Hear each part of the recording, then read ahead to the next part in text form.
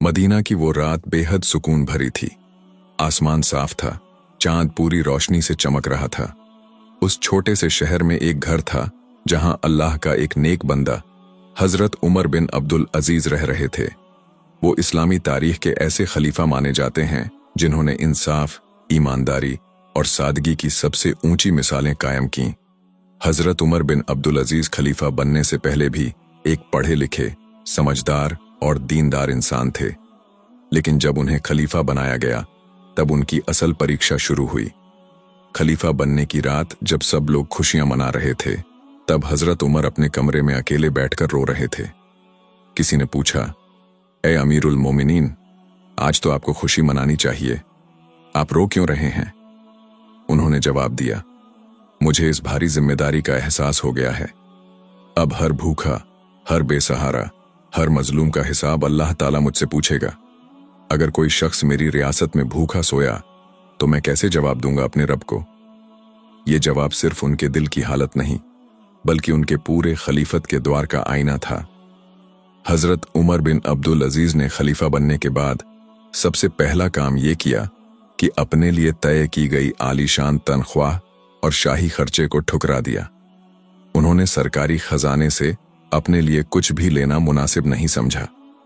उन्होंने अपने घर वालों से भी कह दिया, अगर किसी ने मेरे नाम पर किसी से फायदा लिया तो वो हराम होगा। उनकी बीवी, जो कि खुद बादशाह अब्दुल मलिक की बेटी थीं, उनके साथ थीं, लेकिन वो भी सादगी की जिंदगी अपनाने पर राजी हो गईं।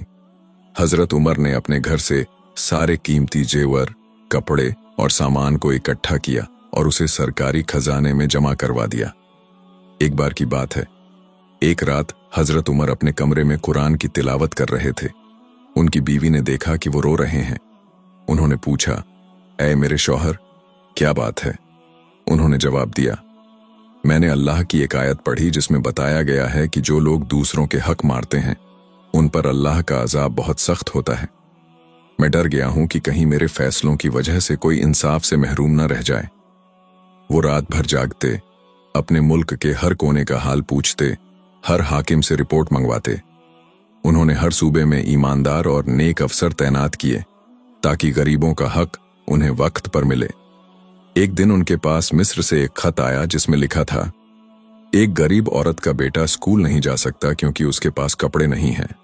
हजरत उमर ने तुरंत हुक्म दिया कि उस बच्चे को कपड़े, किताबें और खाना भेजा जाए। सिर्फ इतना ही नहीं, उन्होंने वहां के गवर्नर को खत लिखा, अगर दोबारा इस तरह की शिकायत आई तो समझो तुम इस ओहदे के लायक नहीं। उनकी इंसाफ की एक और मिसाल सुनो। एक दिन उनके बेटे ने मिठाई खाई जो उनके किसी साथी ने भेजी थी। जब हजरत उमर को पता चला तो उन्होंने तुरंत बेटे को बुलाया और पूछा, ये मिठाई कहां से आई? बेटे ने बताया कि फलां आदमी ने दी थी। हजरत उमर ने उस आदमी को बुलाया और नाराज होकर कहा, तुम्हें हक नहीं कि मेरे बेटे को तोहफा दो।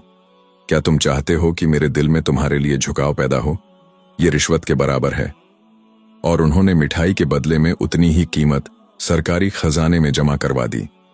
उनके खलीफत के दौर में एक अनोखा वाकया हुआ।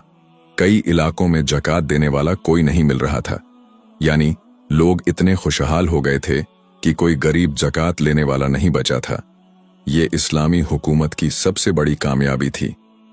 हजरत उमर बिन अब्दुल अजीज का दौर बहुत छोटा था, सिर्फ 2.5 साल, लेकिन इस थोड़े से वक्त में उन्होंने इंसाफ, अमन और दीनदारी की ऐसी मिसाल कायम की कि लोग आज भी दुआ करते हैं कि वैसा ही खलीफा हमें फिर नसीब हो।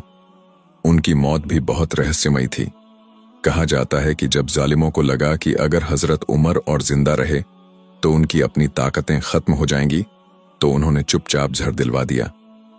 आखिरी दिनों में उनका चेहरा जर्द पड़ गया था, बदन में जान नहीं बची थी, मगर जबान से हर वक्त ला इलाहा इल्लल्लाह और अस्तगफिरुल्लाह ही निकलता रहा।